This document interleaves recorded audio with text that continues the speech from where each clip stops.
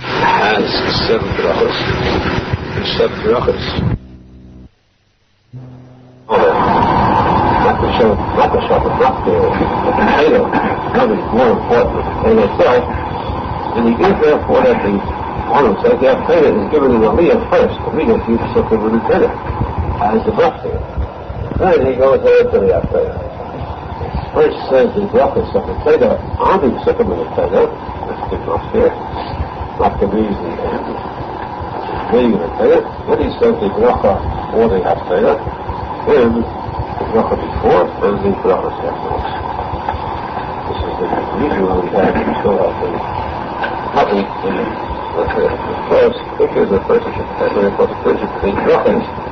That's a mention of the to take part in this. Is really is vital important. All of this is either the Aharon, or if I'd like to see the beautiful later. Shabbos, Vinay Maftir, saying of the Maftir, after the saying the Haftarah, before and after there are special brachas. There's 1 bracha before and 4 brachas afterwards. With this first bracha before, there are some people who make a mistake, just as it is a big Allah, a long item to miss answering Amen Chas v'Shalom for bracha, so too it's saying Amen in vain wrong. When it's not the end of bracha, you don't say Amen.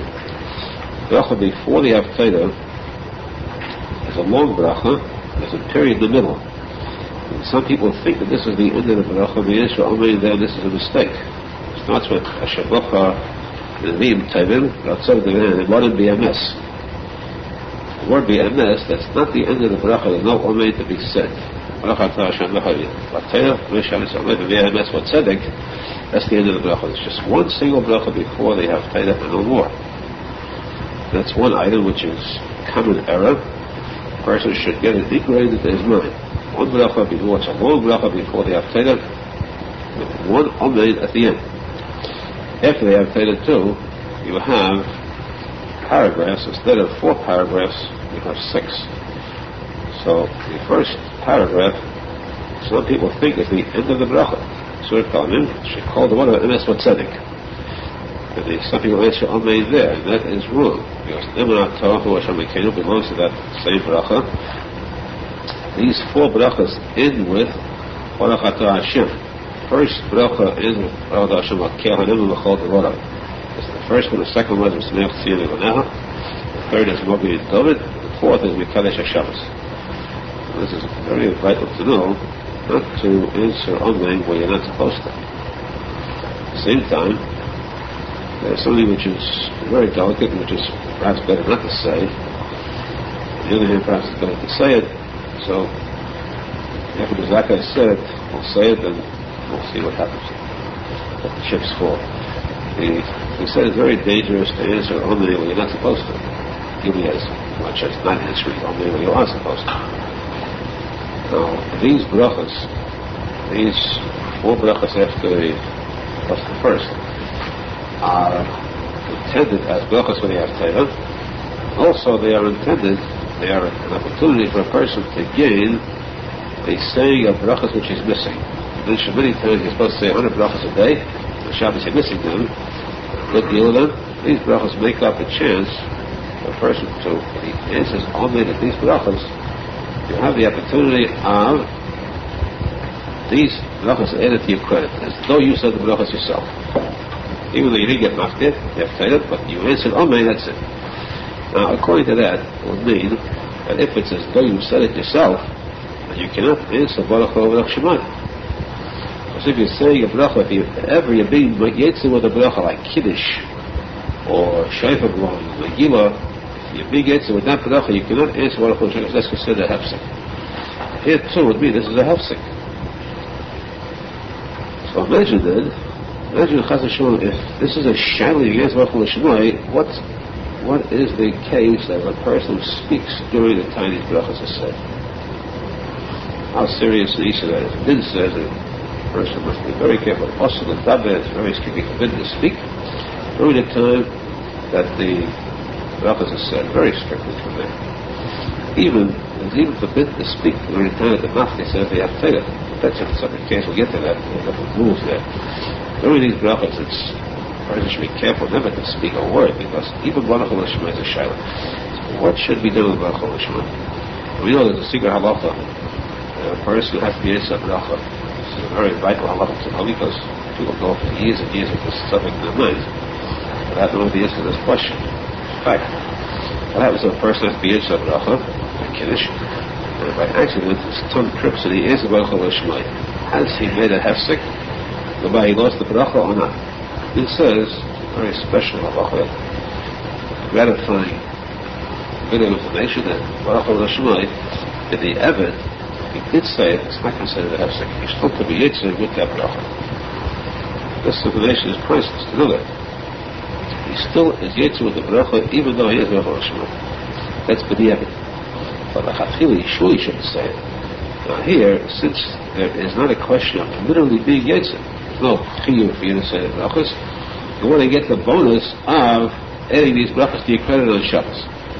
So, for that alone, are you allowed to omit Baruch Hu Shemai? The question, are you allowed to hear Hashem instead of Baruch Hu you're supposed to, is itself a wrong. So the only solution is the person in these brachas, and of course you must answer Baruch Hu Shemai, because you're hearing the words. You say you want to yitzhak with the bracha for your own. So the way to do it is that when you say Baruch Atah Hashem, you think Baruch Hu Shemai in your mind, without saying it out loud. Thinking it, having kavanah in your mind, these words, is in a sense being yitzhak. Machshava is kedibur in certain cases. Having kavanah in your mind to say it as though you find certain places where you have this thing of machshava kedibur. At the same time, even though it's kedibur, it still is not considered a hefsek. It's not considered a nafsek, so you have your cake and eat it there. But surely you've got to be careful to at least think it, because if you had a choice between saying it and not saying it, you would have to say it. Surely that's more vital than skipping it. So this is the solution. The person should think the Baruch Hu Shemai, and thereby be answered with having said it. At the same time, it's no hefsek, you get the credit for the brachas. When you said the brachas, add it to your credit upon the brachas of that day. This is the important lesson here tells us that you're not supposed to speak during the brachas of the haftarah itself. Also, the haftarah, the Baal Maftir, the Gemara says that since it's a shayla, interesting shayla, what is the maftir? The one who gets maftir, Ya'amid for maftir, it's a great big deal is made of it. And nowadays, even in Yerushalmi, they auction off the maftir nearly every week. People give heavy money for it. Certain times of the year, certain weeks of the year, they give tremendous amounts for this maftir. I don't mean special status, I mean special days when there are certain guests around. The bidding goes very high. Maftir. Is maftir that choshev more than other aliyahs? The Gemara says maftir is not even considered part of the aliyahs. Therefore, since it is, in a sense, lower Hashivas and other aliyahs, therefore we must sort of pacify the person who we insulted. Give him maftir, so we give him also the musaf. He should have a musaf. Maftir is supposed to have a musaf. They're pacifying. There are certain good-natured people who don't want to be, or don't feel insulted. They're mechum, having musaf to the other. You'd be surprised how there are some people who insist on what they call the brekel. Brekel means the umid. Or he wants to be a chazan. Will fight for that. In fact, there are certain ones who look forward to the yortzeit. They have yortzeit as a chiyuv. Chiyuv means it's compelled, it's mandatory. They get maftir, as we explained in the chiyuvim, list of priorities. One has yortzeit, you're supposed to get maftir unless there's a chassan or a mitzvah. And also, the yortzeit is a special thing that he should daven for the umid in the schus of the shaman. The person saying kaddish, a bigger mitzvah, according to some place that are more. Today it says a much bigger mitzvah for the shaman if the person davens for the umid, even more than the kaddish itself. Bigger schus, bigger lifting. So therefore, when it comes to the yortzeit, he's a chiyuv. And you get some of these characters who are chiv, but you have to have a kubel, a nutzu and tzibur, nutzu and kol. People sometimes cannot stand, they cannot tolerate this person who's davening. He hasn't got the voice for it, it grates on their nerves, or they feel he's not fit for the Yom. This conflict comes up. So there are many times I've seen where a person who's a chiv starts yelling and fighting, chiv, yotzat and chiv. Chiv means must, required. The answers given, the replies given was that Ovid said to him, you may be a chiv to daven, but we're not a chiv to suffer. We're not compelled to suffer for your davening, because you got to daven your chiv because your relative passed, your parent passed away. It made you a yosem, not a chazan. It created you a talent of chazonis. But there are some who battle for this so-called privilege or enjoyment to go before the Beit or daven for the Yom. This is in a sense, a taiva. There are some who are obsessed with this taiva, this craving desire to daven for the Yom. It seems that our generation has become so religious and so good and so improved that we don't have that taiva around here. We don't see people fighting, rushing to the Yom to daven. So, Baruch Hashem for that. At the same time, it's also a facility. It's hard to get you to go to with the crowd. But even the maftir, he said, is a shaila whether it's a big privilege or, according to Gemara, we say you have to pacify him. But yet, we do find that today is an item that is sought after, and people actually pay for it. They would not bid for different. They do bid. That's because possibly it's not so much the idea, which is they want that link, they want to daven for the Yomid afterwards. That's the kavanah. They want to get to the. On the other hand, of course, there are some who don't have any such intention, but if they can't get the bread, at least they get the bread, they get the chazonis for the haftarah, so the haftarah, the brachas. There's some kind of a taste of chazonis there. Bring about so. Whatever the reason is, still it's important to note that the maftir is combined with the haftarah, saying of the haftarah, with the brachas of the haftarah, if necessary, combined with the tefillah for musaf. They needed special rules about the haftarah itself. There are any strong conflicts on that score. In fact, it's found throughout the Shulchan and the Arizal. We see many times conflicting ideas about this. We want to stress this point, which tomorrow, last Shiri before Bavly, I want to get that point clear about the haftarah itself, the saying of the haftarah, which comes between the brachas of the haftarah, how the haftarah is supposed to be said.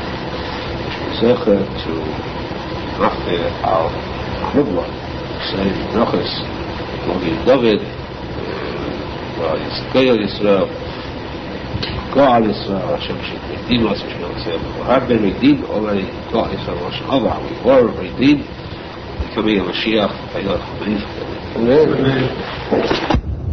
Because Nidei, K'nei Haftarah, the haftarah.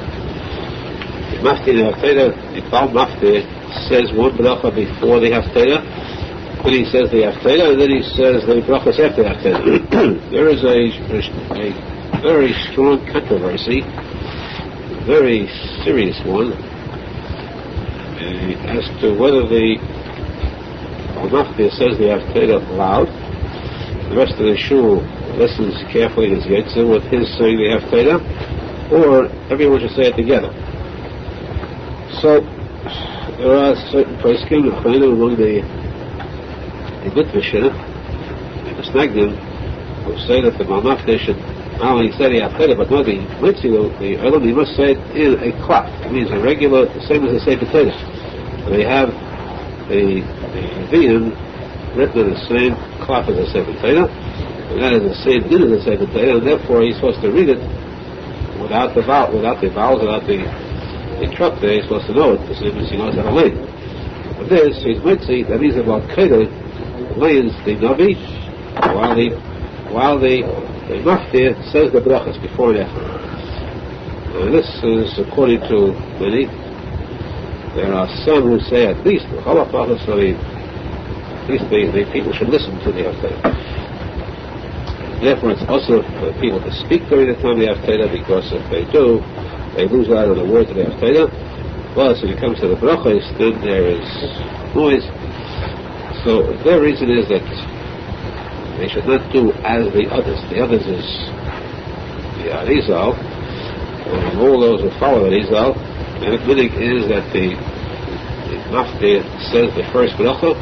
Everyone says they have Teda together afterwards, and when they're finished, the Mafti says the bracha sachar, the last brachas. The objection to this is that people say it out loud. They don't stop when the Mafti finishes. They start saying the brachas. There's a lot of noise in the shul. They miss out on the answering amen to the brachas, and there's pandemonium and panic and chaos. And actually, it's very simple. The proper way to do it is that, as we said, we follow this order. We say we have Teda together with the Balmaftir. When he's finished, so everyone becomes very silent, be able to answer to the Amen of the Brachas. We're not choshen people that don't want to answer it. They do, and this is the meaning that we follow. It is a meaning that's, as we said, very controversial, because there was a time in Eretz even now yeshiva, where the custom is very strictly like the Arizal. The new group came in very strong. Snagdim, well, they learned the Snagdim Yeshivas. They were brought from the Snagdim Yeshivas, put the Yeshivas. They were very adamant about instituting this ruling, Snagdim ruling. Baruch Hashem, at the time, we helped to subdue this frontal attack. And to this day, the meaning in our yeshiva still is that we say they have taken together. And therefore, here too, the meaning is that we have Baruch Hashem together. We should be zecher to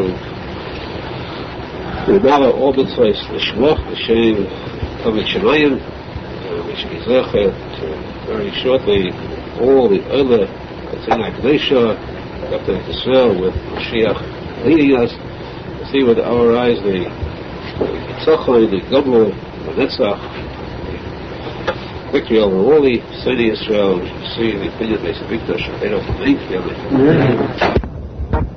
Hilchos Shabbos will complete the dinner about the Haftarah we were on. Dinner of the Haftarah. There are certain parshas in a year, Shabbosim, and we have to combine two seders. We read two seders together, and we explain the reading of the seders as one separate thing. But as far as the Haftarahs, each seder has its own Haftarah. So with the Haftarah, which one do you say for that time when you combine two seders? The thing is that you'll always say the Haftarah of the second seder on that week when you combine them, except once. We have the combination of Achrei Mais Kedeshim. We say the Haftarah of Achrei Mais. Alei Kivnei Kushim Atem Li. That Pasha, Hashem says, Alei Kivnei Kushim. You are like blacks. You are like blacks. Of course, there are certain types of elements that want to show that black has some good features about it. On this posek, the truth is exactly the opposite. You want to say just like black is so different from beauty, from goodness. That's how Jews are different. The same degree, the same ratio of difference between you, the Havdil separated from the other goyim. We can see how far the vast difference is, as different as possible, from good to bad, from light to darkness, or from white to black. So this word then is being distorted, as is shown, by those who want to misinterpret the words of the Torah. But this Pasha, this Haftarah is said even when Achrei Mais Kedeshim are combined. On Shabbos Chalamed Pesach, when they say the brachos of the Haftarah, and at the end they say Baruch Hashem Kadesh Yisrael Azmanim, when comes out on Shabbos, we do not say the word Mekadesh Yisrael V'Hazmanim, only Mekadesh HaShabbos. Because Chalamed Pesach is not considered a special yentif by itself. Chalamed Sukkot is, since we say the whole Hallel on that day, and we also have different karbonis. We read the Pasha different karbonis that day. during Chalamayt Sukkos. Therefore, we consider the bracha, we add the word Kaddish Shabbos b'Yisrael as minimum too. My face was just Shabbos alone. The dinner of the Haftarah of the Maftir, reading the Maftir, said that a katan under 13 years old is not allowed to be called to the Torah. You cannot give a katan an aliyah to the Torah, according to Al-Minik. The Sfardim permitted, according to the Gemara, that it was permissible at one time, but later Acharonim were much more medactic in the Kohen not to allow a katan to be called to the Torah. So there's no permission whatsoever for a katan to be called to the Torah any time in aliyah, except through the Maftir. Since the Maftir is already past the number of aliyahs, they have been completed already, fulfilled, so Maftir, since it's an additional one, outside of the regular aliyahs, we allow a katan to be oila, to get aliyah. Except certain Shabbosim of the year, when the Haftarah is a very special case. For example, Parshas Zohar, Parshas Torah, before Purim, before Pesach, you have these 12 Torahs are considered by many Chiyuv D'Oraisa in our Torah. Since it is that important, it's the most important aliyah of the year, we do not allow a katan to be able for this maftir. Also, Shabbos Shuvah is a very important Shabbos. All Shabbos is called by the name of the Haftarah, Shuvah Yisrael. There too, we do not allow a katan to be able for that maftir, maftir and Haftarah. Also, on the first day of Shavuos, when we read for the Haftarah, a very special pasha, the Merkava Yechezkel Anodi. It's all the Merkava, the throne of Hashem, that special pasha, which is based, predicated a great percentage of the Sefer Kabbalah. The site of the Merkava, the throne of Hashem, this we do not allow a katan to go to the aliyah. In fact, we don't even allow a regular person. That should be said by a chacham and a gadol. Shortage of them today, so as a ratio to the rest of the people present, we pick out the best one. Also, Shabbos Chazayin, that's the Shabbos before Tisha B'Av. Special digging is supposed to be used there, so usually the dove is called before Maftir. Otherwise, it is permissible for a katan to receive an aliyah only for Maftir. The katan cannot be the Balkeda, cannot read any time. You can't read the Torah for the Aharon. These are the halachas of the Haftarah, Maftir, and we should be zeichet to Maftir, like to see, make the bracha ourselves on the finalization, the completion of this Golus, the beginning of a new era, coming in a Yerushalmi. Luchas Shabbos. Today we start the actual dinner of the Malachas, but it's forbidden on Shabbos. The Rambam tests Malachas, 39 kinds of work, kinds of act that are forbidden. These 39 are based on the kind of work that was done in the Beis HaMikdash, work that was done in building the Beis HaMikdash, or the Beis HaMikdash itself, so that anything which was done then is considered a malacha. If not, it isn't. There are certain things that are not exactly the same as the work that was done then, but it is similar. That's similar, that is considered a part of that kind of malacha. 39 malachas are called Av malachas. Av means father or head. These are the 39 types. These are the basic Av malachas. There are tildes, children. Children means derivatives. We derive another kind of work from the malacha done there. Something very similar to it. Not exactly an Av malacha. There is a very small difference between Av and a Torah, because both are still Asam and Atera. Both are still Chayav Skila. And there are different rules about the way malacha is done. When the malacha is considered Asr in itself, when it's considered Asr in the Rabbanan. The Rais will be Mutter, in the Rabbanan it's Asr. When it made a gather, a fence around certain malachas, simplest one we stated the case of Shvus. Means that a malacha, for instance, you're not allowed to use fire on Shabbos. That's Menat Torah. The Torah does not forbid you to tell a goy to use fire. You tell a goy to do it, and according to the Torah, it's Mutter. The Chachamim, the Rabbanon, made a gather, a fence, made a gzeda.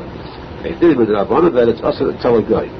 Now, there are some people who say this malacha is only Asr with the Rabbanon, therefore, Chas v'Shalom, they say you can take it lightly. And this, of course, is a very very serious, grave error, because those that say it are committing a worse sin than those who break the law of the Arizal. Even Zalzel, the words of Aharon, the Gemara says there's a death penalty for that anyhow. Death penalty is even worse, because then you have persons bitten by a snake, which gives them a disease for which there is no cure. It's a fatal bite of a snake, and of course the snake means a nachash, the Halacha, who takes this person below to the depths, because this is one of the 4 items where a person loses his Gan Eden for it, knocks, so belittles the words of the Chacham. So therefore, we have the Malachas, the Naisa de Rabbanan. Again, there are differences when it comes to, in certain respects, the Malachas of the Rabbanan are lighter Isur, according to Halacha. Where you have a suffix many times, not always at many times, the suffix de Rabbanan becomes Mutter, whereas the suffix de Naisa, we always go Machuva. So we're going to take up now as many as we can of these Malachas. Now we should really go into this according to the Seder of the Shulchan Aruch. Shulchan Aruch starts with the first Malacha, Malacha Seitzor, Malacha of carrying on Shabbos. However, we want to go in an order where everyone can read this, follow this in the Kitzur Shulchan Aruch. So we'll follow the order of the Kitzur, which does not follow the Seder of the Shulchan Aruch at all. But to be able to follow these tapes, Shiurim, according to the order of the Kitzur. Kitzur begins with the first din that it is forbidden. It's brought in the Gemara. The first pedic, the year where the Gemara says it's forbidden for a person to use a candlelight to read by. To read by meaning with concentration, because as you bend over before the candlelight to read, you become absorbed and you forget. You're liable to forget. You're liable to be so involved in your reading that you'll move the candle closer to you. You'll bend it over closer. Or you will bend over the candle so that the wick, which begins to form an ash on top, doesn't give as much light. You'll do it to move it over so the wick is brought closer to the fire, and the ash is cleared off. For this, of course, is a malacha of mavit, making a fire, intensifying a fire on Shabbos. This says that if 2 people read for this candle, it's visible. If 2 read in the same sefer, learn in the same sefer together, in one single topic, because then, if one person will move to the candle, the second will invariably remind them. However, this din does not pertain to us today, because today, we do not have that type of candles, we don't have that type of torches or flames that are involved. Naturally, it goes without saying that an electric light is not similar to this at all. A person can read by electric light, because there would be a case where you might, let's say, move the lamp closer to him. That's generally not done at all. Or a light that's attached, so that this does not apply whatsoever. In fact, I can say that even our candles today, made of wax rather than fats and oil, true, are that clear, the wick remains clear throughout. There's never a necessity to correct this. So that even if you have candles of wax, like the can we use now for bedsheet up for Friday night, that too you're allowed to read by. It's interesting to note the Gemara says that he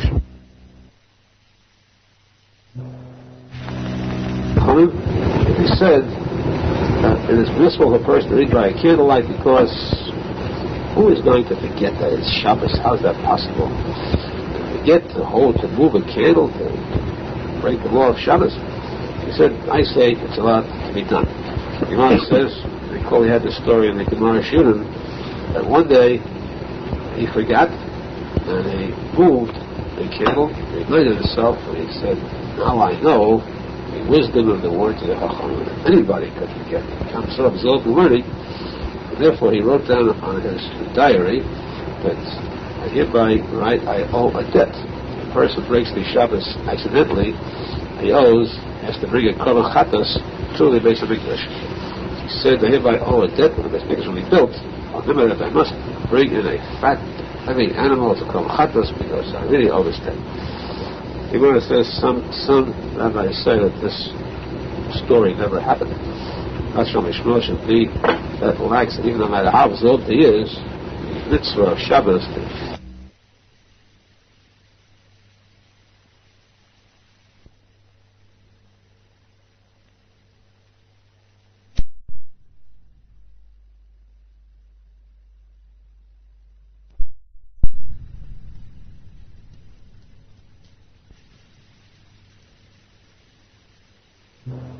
The one Bereshis is the one is Yoreh Shabbos. The respect, the fear of Shabbos was so great that truly it could never happen that he'd forget. So what meant was at one time, while learning, his hand moved towards the candle, and he caught himself just in time. He said if mine could have moved that far, just to be able to move, others could surely forget. Therefore, should the words of the Aharon are correct. Therefore, too, it is also for a person, this applies in all cases of candles, even ours today, a person should be careful not to open a door or close a door where a wind might come in, or a draft, in front of a candle, because as you open it, you're liable to extinguish the candle, or if the candle is low, a draft increases, intensifies the flame. Of course, again, this is not applied to electric lights. If a person has an oven that is burning coals, then the opening or the closing is surely because there's an actual flame of fire burning. As you open the door, the oxygen comes in and the flames rise much higher. You can see that yourself. When you close the door, the flames subside. So a person must be careful that when he has candles, not to keep them close to the door where this can happen. If there's only a slight chance of it happening, it's considered Edom Iskabel. There's no intention of letting this happen. And then even if it does, he is free. Okay? The law of Edom Iskabel, more later on. This is the opening of the halachas of Shabbos, which will be zechet to be emes, Shemnei Shabbos B'tachlis, and thereby be zechet to the Yom Shekulei Shabbos when it comes to Mashiach. Ruchei Shabbos, Lamates Melachos. 39 melachos that are also on Shabbos. These 39 melachos that we see are taken from the Avodas HaMishkan, the work that was done in the Mishkan. Anything done there is considered one of the Av melachos. Av means the leading type of work, acts that are forbidden on Shabbos. There are also tildes, derivatives, which are just as osir and nicer too. Yerushalmi, the Gemara says that if Yaakov and Rish Lakish, the Talmud sat for a few years, studied and did research thoroughly, they came up with results that there are 39 tildes for every Avalach. In other words, each Avalach can be divided into 39 different parts, each one being still a major act of forbidden on Shabbos. These 39 Bechlal, the Lady Kodesh says, are considered, work is considered a curse, because it's done in the middle of the week. Shabbos, when it's a day of rest, there is no work. These are 39, these correspond to the 39 curses that Hashem gave to 10 to Adam and Isha, Chava, the serpent, and 9 to the ground. And of course, this too represents the 39 focus, 39 lashes that a person gets for breaking a place of sin and Torah. That's why in lashes too you have Aboyim Yakena. The Gemara calls the 39 acts Aboyim Choser Achas, 40 minus 1, not 39. On the test. Considering, of course, the sin, work, sin, focus, and counteracting this, exactly contrary to this, but Dusha, we have the Lamates Otis, 39 lights above, heavenly lights, or known as the Tal Otis, heavenly dew, which gives life. It's the Chayim Mesa. The person is supposed to get out from these 39 acts of work and go into the Tal Otis, the lights of Elam Haba, which means that a person should leave this earthly, physical, material desire for money, for work, and to strive and to get more money. A person who wastes his life by taking on a second job and a third job, and always striving more and more earthly gain, when he could instead be enjoying the Tal Otis. A person should be a chacham, satisfied, a wise oshir. A rich man is one who satisfies with his chelik. He is also a chacham. He's wise because he is not expending a precious time, a material item which ought to no avail anyhow. This is the 39 halachos against the Talmudis. We come to the first one, not the first in the list, but the first one brought here. We said we're going according to the Kitzur Shulchan. The Halacha called Mavashel, called cooking. This Halacha Mavashel also includes too the Halacha of grilling and baking. Cooking, grilling, and baking are all three in the same category. They're listed as one single Halacha. Until there would be what does heat do with melts. Until a person takes wax and melts it, or he takes even metal and melts it, that's considered a tilde of this act of cooking or baking. It's not cooking or baking food, but it is a derivative, a tilde, so it's just as awesome. This cooking or baking, this Halacha on Shabbos, of course, depends upon a number of items. The person has to know exactly where it is forbidden with the Raisa, and where it is forbidden in the Aharon, and where it is actually permissible. So the work that this Halacha does, Rabbi says to describe this Halacha, we say anything which softens that which is hard. You take hard meat, raw meat, and cook it for a while, the process of cooking will soften this hard meat. So that is the result of this Halacha of Mavashel. Cooking will soften something which is hard, and by doing that he is breaking this act. Also, when he says the same thing can be true, Maksha, Kasha, Sarach. You make hard that which is soft through fire. First you take an egg, cook it, the longer you cook it, the harder it becomes. That too is considered the Halacha of Mavashel. Mavashel then is either hardening that which is soft or softening that which is hard. In both cases, he said. We'll continue this detail later on, which is nothing to the kind of true Mavashel, which means cooking, preparing for Al Haba, preparing to be as a Mashiach, and nice and table, which you see the Gemara later on. Cooking Shabbos, Dinei Bishul. Video of cooking on Shabbos, which we said is an Halacha, which is either making soft that which is hard, or hardening that which is soft for cooking. And in the Seder of cooking, there are 3 or 4 different processes, different means of cooking. That means one cooks more than the other, and there are different halachas in each case. The thing which is on the fire itself, you have a pot on the fire, you place something on the fire to cook, that of course is automatically the real din of bishul. Well, you have this pot on the fire, and then when you take this pot, put anything into it, that's bishul. You have a plate with food in it, any kind of raw food, and you take from this pot the soup and pour it onto that food.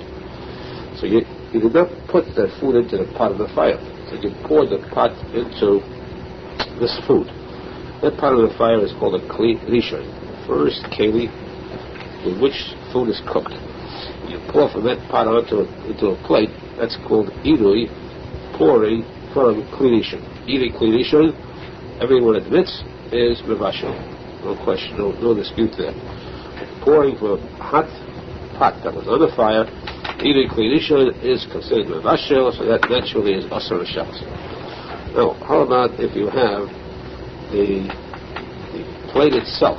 You pour from the soup into the plate. The plate now is considered a kli sheni, second keli. So, does that second keli have the power now to cook? Because as it moves from one keli to the second, it gets cooled off to a degree. Does it have the power to cook as a machlekes? And the din is, we say that kli sheni also is mevashel. To a point. Of course, it must be a sayach, must be very hot naturally. But the kli sheni has a din of bishul also, not as strict, of course, as kli rishon, but it does have a din of bishul as far as saying that it is asur.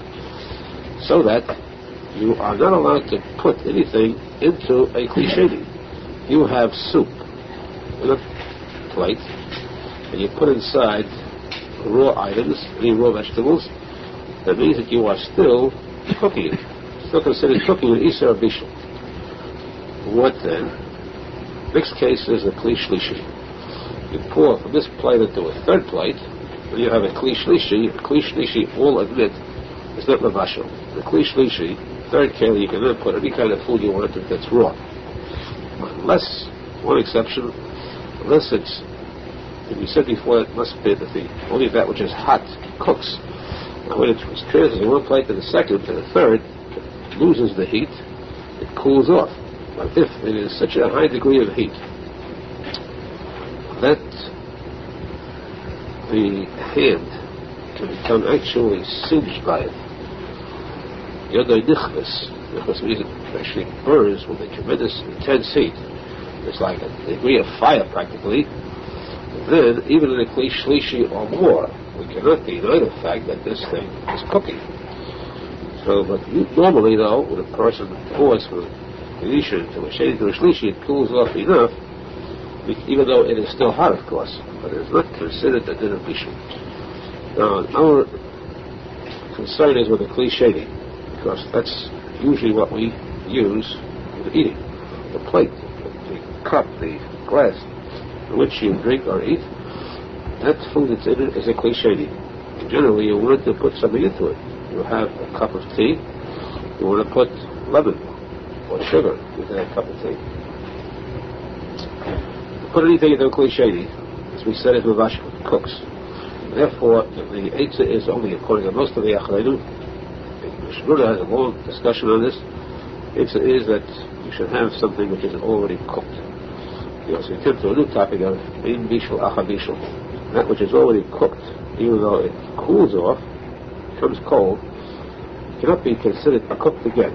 You take a cold piece of chicken and put it right back in the refrigerator. It's cold, but it was cooked. Put it back on the fire. That does not cook. You don't have to do the bishul. Of course, halacha-wise, naturally, there's no focus there.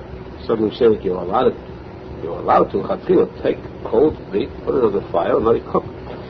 But the halacha of Amaisa, we do not do that naturally. So never, you see people doing it, never follow that. Do not follow that. They should make on the side and some do it. And there have been long discussions about that. In any event, we know one thing, that you cannot put anything which is already cooked back on the fire too. But it is, of course, much lighter than taking a raw thing and putting it on the fire. Since it's that much lighter, so imagine that if it's already cooked, and you put it into a Kli Sheni, you have, let's say, cooked noodles, put it into hot soup in a plate, that is permissible because these noodles were cooked already. They're not raw. Or you have sugar. Sugar, we say, is already cooked. All sugars have been refined and cooked. Therefore, it's permissible to use that sugar in tea. So that if you want to dunk something in tea, if it's raw, you cannot, tea or coffee. If it's cooked, then you may do it in a Kli Sheni. We'll continue this topic later on, which we're going to Mashkan and Shomis with the key elements of that. This Shabbos Aharon. This is we should see the Yom Shabbos shows a lovely ideas which is here with me. Okay, Shabbos Dinei Levashel. About cooking on Shabbos. Today we'd like to go through, make the rounds from beginning to end, starting from the origin, the original, to the Halacha. We start with the origin of this whole topic. Something which we learned, we meaning all those here, remember, if you learn the Gemara Chulun, we spent a lot of time on it then. The Gemara discusses the din of cooking on Shabbos, shechting on Shabbos, Isser Rashel on Shabbos.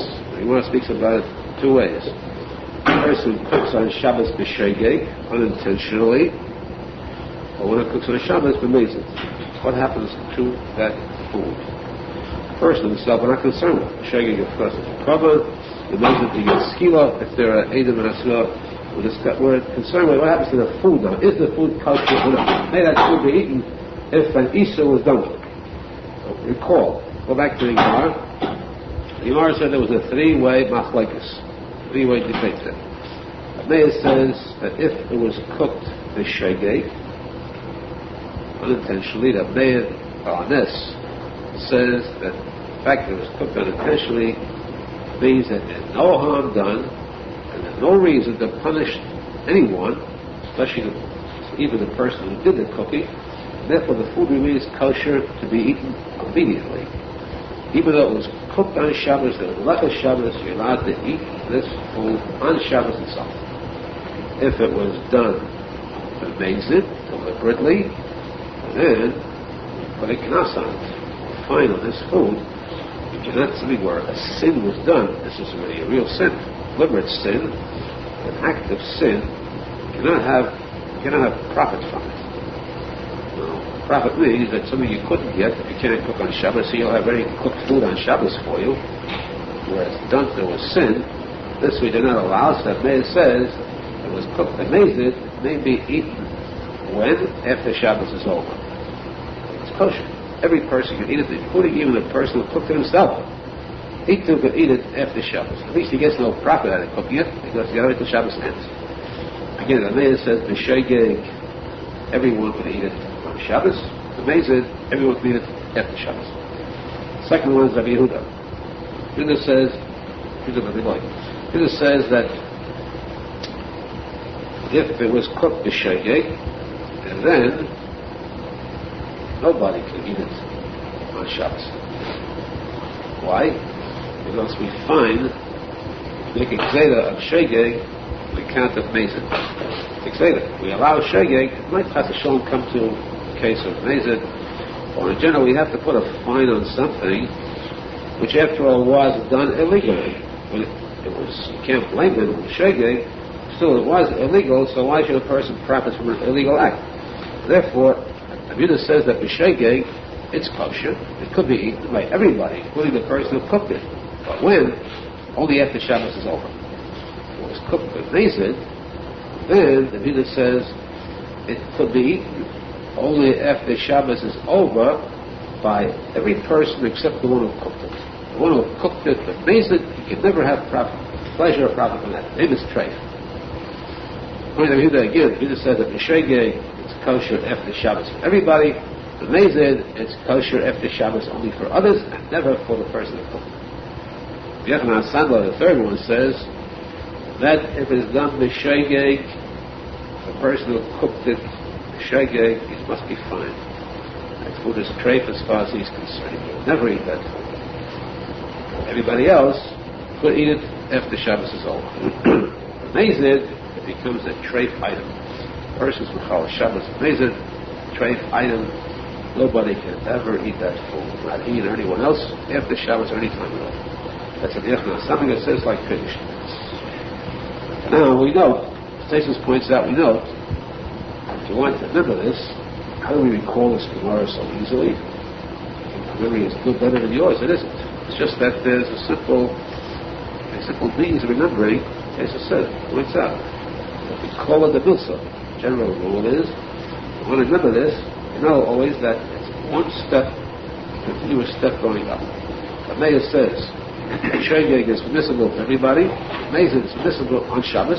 Mezid is allowed after Shabbos. Rabbi Yehuda starts with what the Meir ended. Rabbi Yehuda's shegeg is the Meir's mezid. Then Rabbi Yehuda's mezid is Rabbi Nachman Sandel's shegeg. Each one takes the next step after this. Very simple to do. Now we are concerned with those two. Meir and Rabbi Yehuda. This is what the Machlokes is in Shulchan. I'm going to show you. Only Shainim only. In other words, the Meir says that the shegeg may be eaten on Shabbos, the mezid it may be eaten after Shabbos, even by the person himself who did it. This is the day of Teshuva. This is possible like the Meir, that the person is allowed to eat it on Shabbos, if it's the shegeg, and we are all allowed to eat it after Shabbos is over, if it's amazing, except the person himself. The Rambam and the Riv ask you that, like Rabbi Yehuda, if it was cooked the shegeg, it is also until Shabbos is over. Everybody can eat it then, including the man who cooked it. Amazing, somebody cooks amazing, that is kosher for the rest of the world, but he is never allowed to touch it. You can't have pleasure out of this act. Amazing. That's what Yehuda's did, and this is what the Shulchan Aruch posek is like Rabbi Yehuda. Because the Bechlali, the Chaber, the Yosef, usually posek like the famous 2 or 3. Like I said, Yishanim takes the Rambam and If and the Rosh, that majority follow that majority. That's general. That's majority in cases. In this case, you have the Mechaber's din, which is agreed upon by the Ramot too, by the Shach has, sort of a complete spectrum. That, again, like the Yehuda, like what do we do today? If somebody accidentally puts on the fire and cooks something on Shabbos, then the food is kosher after Shabbos is over. The person who did it is allowed to eat it after Shabbos. Everyone can eat it after Shabbos. If somebody did it to Mason, a member of the family who was Pastor Shalom for Shabbos, Mason, it remains kosher after Shabbos. But for him, he's not allowed to eat it. Try to stop him from eating it. That's concerned with the action, concerned with the halacha. As far as we know, that that person is going to eat treif. Besides cooking on Shabbos, he'll eat treif after Shabbos. But we will eat kosher. Whether the Aharon and the others will be able to eat this food after Shabbos is over. This is what the din remains like. One who was credit against this din. In Halacha, we said everyone agrees to this. The Aharon all agree to this except the kiruv. We're only going to insist that the Halacha is like Rabbi Meir. The Halacha is like Rabbi Meir. That what? Specifically, the din of shaking. We're going to say, why should we find a person or anyone if the act was done on Shabbos for shaking? What reason could there be to find and make this food unkosher till Shabbos is over? Why? What do you gain by it? A fine, a geder is done so it shouldn't bring about something else. This can't bring about something else. You can't make a geder of shaking atu bezin. Because it's a shaking means something that was not, there was no action done or nothing to lead to other action.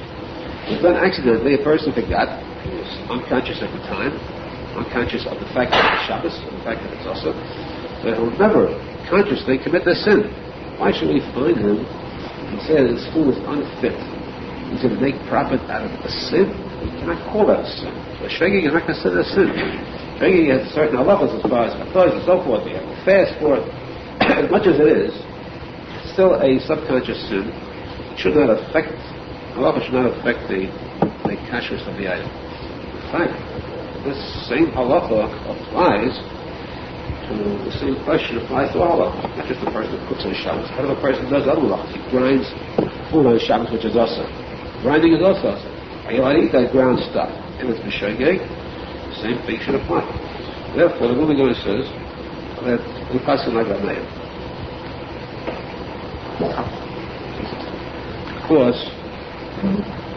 Because of this reason. However, of course, the Moving Goy is sort of alone in this respect. Mishnah holds that at least the halacha of b'shasat hak necessary. It's ever necessary. The person doesn't have what to eat. So the Shabbos, the person moved up some. He had some raw fruit, and this was cooked. Now it's going to be wasted for Shabbos. Wouldn't have what to eat for Shabbos. He says you're surely allowed to be similar to the Moving Goy in that respect. You could eat it if necessary. Everything else, it could be similar to the kiruv, zal.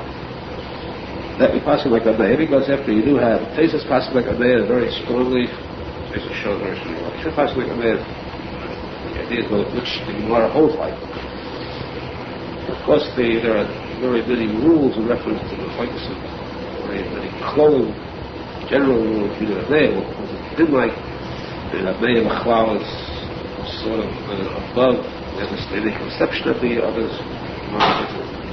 You know what it says, Zedekot is pretty good. This is, we understand, we means Zedekot, not us.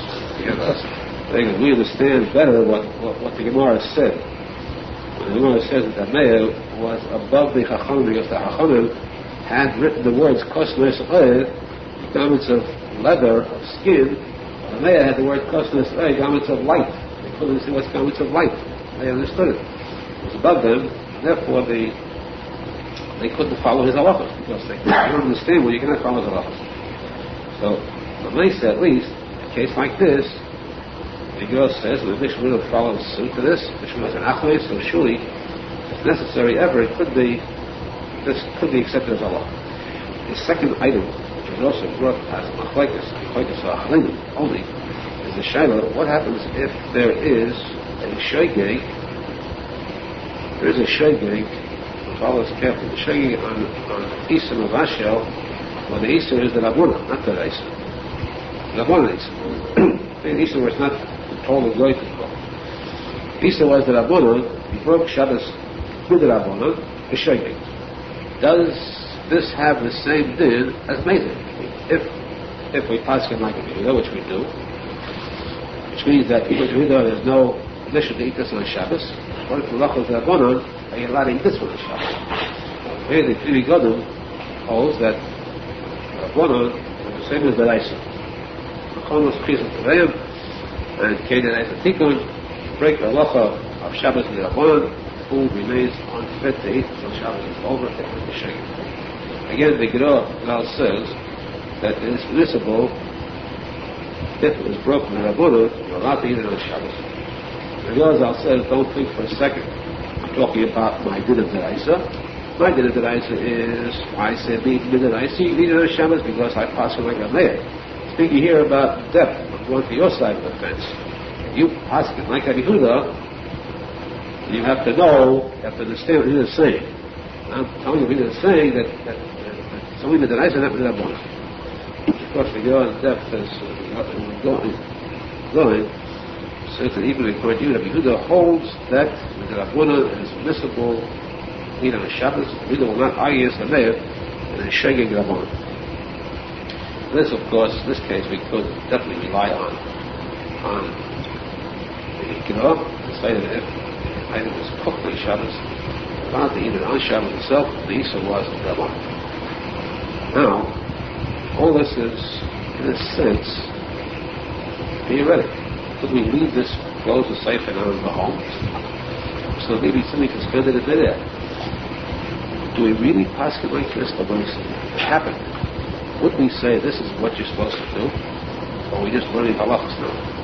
After all, Arizal said we should learn a din halacha every day, preferably with the Tom's Torah, which means you must get married. And the halacha should be halacha l'maisa. Halacha l'maisa means one that you're supposed to follow.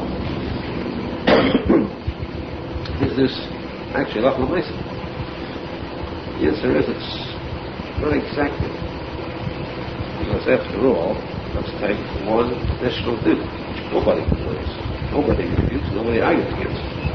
If a person is mechal Shabbos, and that person is like a guy. We learned previously that the person is cooking of the goy b'shalach, which is trade. Number one. Secondly, according to the Hashbah, according to Aharon, according to all the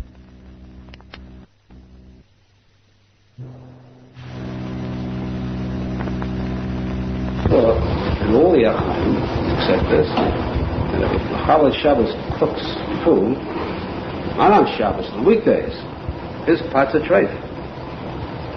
The pots of Mechal Shabbos become treif. So, these are not his cookie on Shabbos makes it treif. The pot remains treif on weekdays too. So, therefore, in the case of Mechal Shabbos, how can we say that Mechal Shabbos who cooks, according to Yehuda, is permissible for everyone else to eat after Shabbos is over? If the pot is treif, the food is treif. Therefore, we must say, as basically explains, that this is speaking about when it was not a Mechal Shabbos. He comes to Mechal Shabbos is the first time he ever cooked. First time he cooked, so he didn't make the food treif until after it's all over. And therefore, it's allowed. So this is a theoretic case. But Meiser, the fact is that a person is amazing Mechal Shabbos. Literally, that food is 100% treif. For example, caterers who are Mechal Shabbos, when they cater for a fair or wedding or anything, their food is treif. You cannot eat in that hall or at that fair because the food is cooked by Mechal Shabbos. Even if the food is cooked during the week, to say at least no better than the Mishal Akal. At least no better than that. So that there's no question about the fact that It's not a question of possibly Mike Abneir, of Yehuda, of Yechon HaSandla. The question of a Mechal Shabbos is the question of a good. The din of a good. Mechal Shabbos like a good, a whole develop, in all respects. That would eliminate, exclude any kind of cookie by Mechal Shabbos. The only thing that we are being affected by is the shogeg. The shogeg side of it, where this could happen to anybody. Any person in the world could be a shogeg. Mars was even a tzadik. And a tzadik too could happen to accidentally